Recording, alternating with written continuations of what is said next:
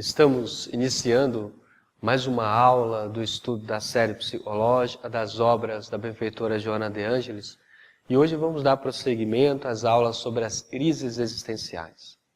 Vamos falar na aula de hoje sobre crise e crescimento pessoal.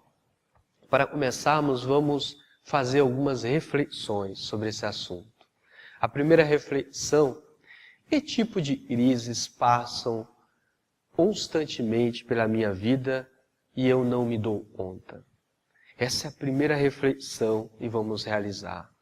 Que tipo de crises passam constantemente na minha vida e eu não me dou conta?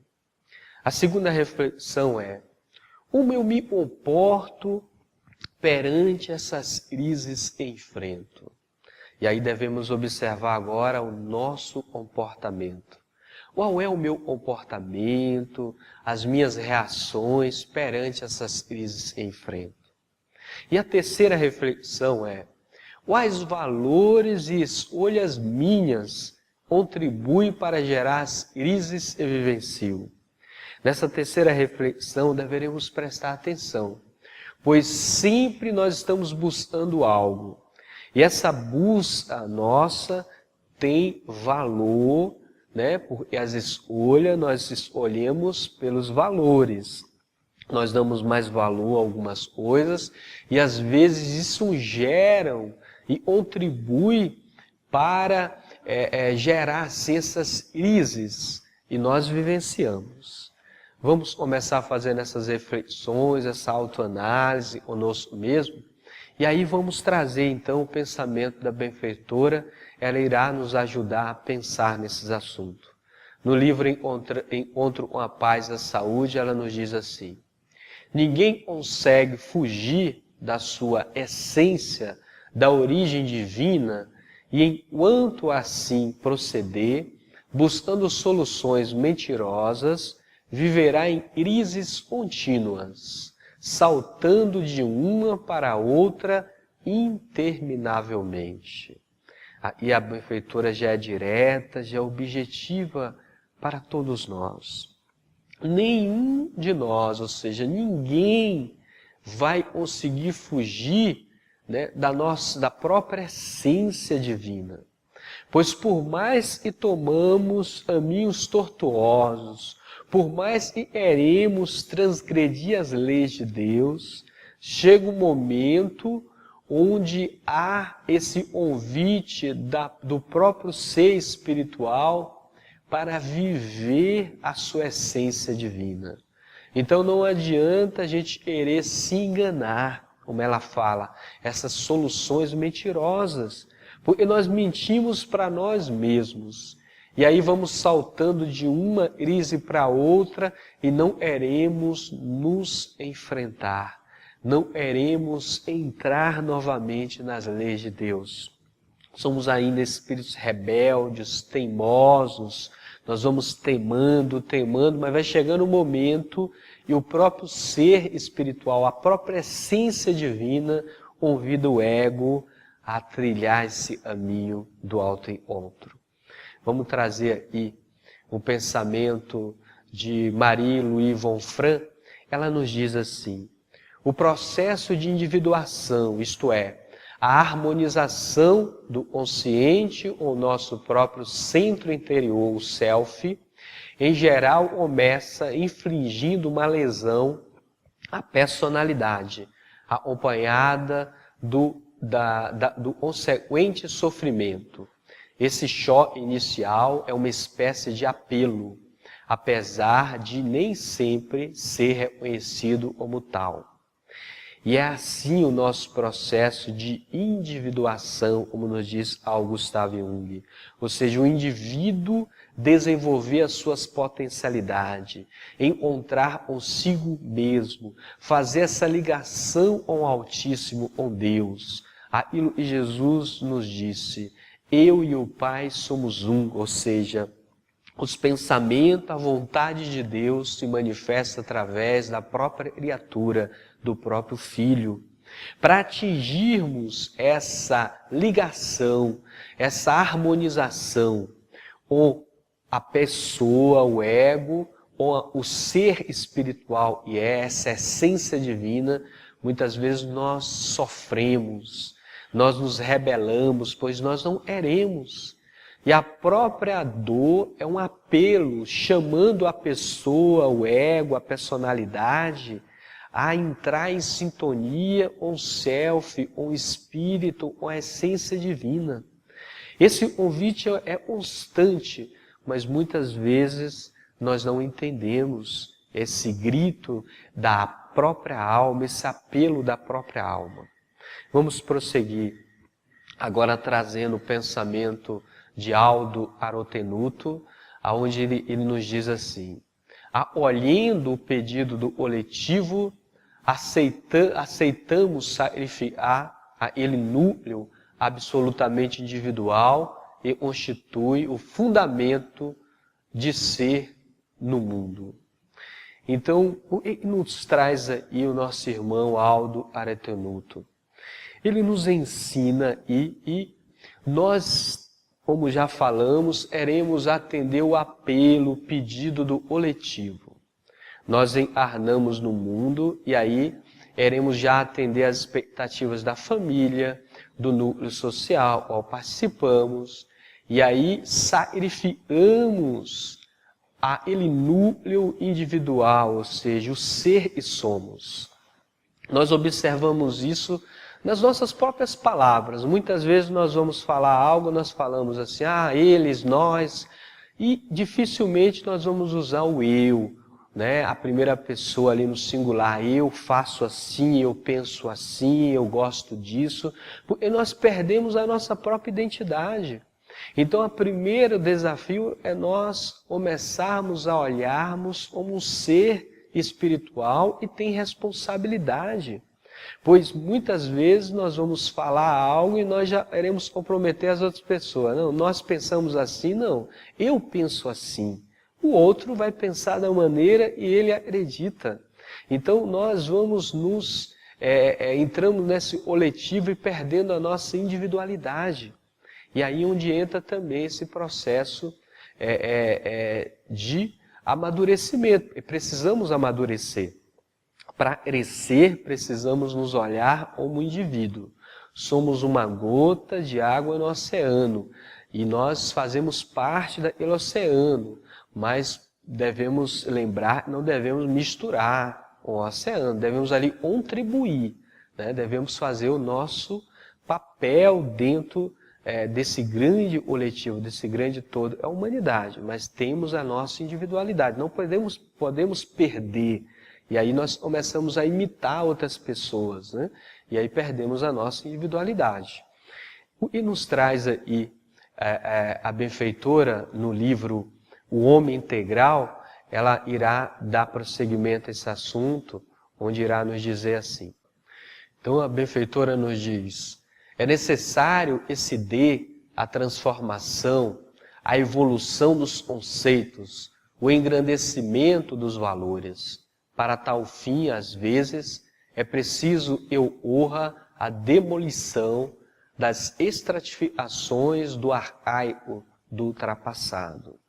E é assim que acontece conosco o nosso próprio crescimento. Ou numa linguagem evangélica, nós diríamos assim da Boa Nova, é preciso morrer. É preciso morrer para renascer. É preciso demolir em nós aquilo que está estratificado, aqueles hábitos cristalizados, condicionados. E aí precisamos evoluir os nossos conceitos. Muitas vezes temos opiniões, pontos de vistas sistemáticos e carregamos isso de muitas e muitas encarnações, não queremos mudar. E aí a vida nos convida a pensar de forma diferente, a ter uma nova compreensão sobre os fatos, sobre os valores, sobre a vida. E muitas vezes nós nos revoltamos com isso. Não queremos abrir mão daquilo que chamamos como verdade. E aí defendemos, como dizemos numa linguagem mais vulgar, unhas e dentes, aqueles pontos de vista e sofremos pela rebeldia, pela falta de amadurecimento. Mas a vida sempre irá nos convidar a crescer.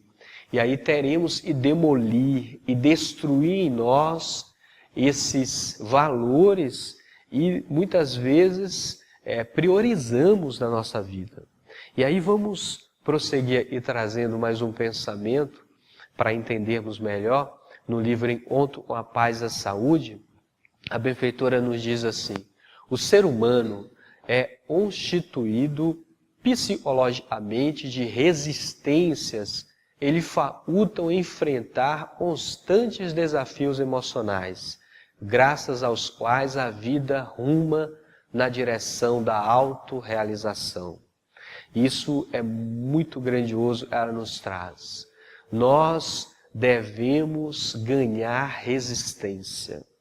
Muitas vezes nós olhamos para nós e falamos: eu sou tão fraco, eu não consigo, não tenho capacidade. E a vida sutilmente vai nos colocando em algumas situações e nós vamos percebendo, estamos mais resistentes, estamos mais fortes. Como disse Paulo, né? Quando nós nos sentimos fracos, ali estamos fortes.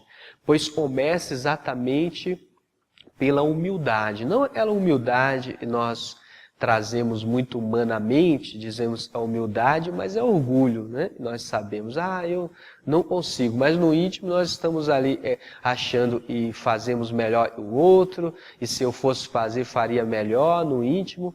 Não é essa humildade que a vida nos convida, é a humildade da gente começar a fazer algo e nós nos surpreendermos com nós mesmos. E aí vamos ganhando resistência. E a primeira resistência é no campo moral, no sentido das emoções, dos valores, e nós vamos percebendo, e quando alguém nos fere, aí nós vamos percebendo, eu não fico mais tanto sentimento assim de vingança, de raiva, ainda dá em mim, né, alguns vazios nesse campo, ainda me incomoda, mas agora eu estou tendo mais resistência quando alguém me fere, quando eu me coloco naquela posição de vítima, eu fui traído. Isso não me choca mais, eu começo a compreender o outro, e aí eu começo a ganhar resistência moral, porque na vida nós precisamos ganhar resistência moral, pois é essa habilidade espiritual que devemos estar, Jesus nos ensinou. Quando o soldado vai ali, provoca ele, cospe no rosto dele, né? Ali Jesus está nos mostrando qual é a verdadeira coragem. É não revidar ao mal. É compreendermos a ignorância do outro e procurarmos sanar a ignorância do outro com a sabedoria da alma. Então, muitas vezes teremos que silenciar. Teremos muitas vezes que conversar, né? Mas quando não dá o diálogo, silêncio, pois o silêncio é a linguagem da alma, pois passa uma mensagem, né? Transmite uma mensagem, nosso silêncio. Então nós vamos ir trazendo mais um pensamento da benfeitora no livro O Homem Integral. Ela nos diz assim: a finalidade da existência corporal é a conquista dos valores eternos, e o êxito consiste em lograr o equilíbrio entre esse pensa-ter e esse é realmente. Esse é o grande desafio da vida. O eu penso ter e o eu sou realmente. Muitas vezes nos enganamos. Achamos que já temos e já possuímos algo, espiritualmente falando, e quando a vida nos coloca e nos chama à prova, nós vamos perceber e não possuímos aquilo que achávamos que possuímos. Então, por exemplo, né, nós vamos na doutrina, é muito esclarecedora, e nós vamos percebendo em nós, e nós estamos mais compreensivos com as situações, e nós começamos a entender a vida de outra forma.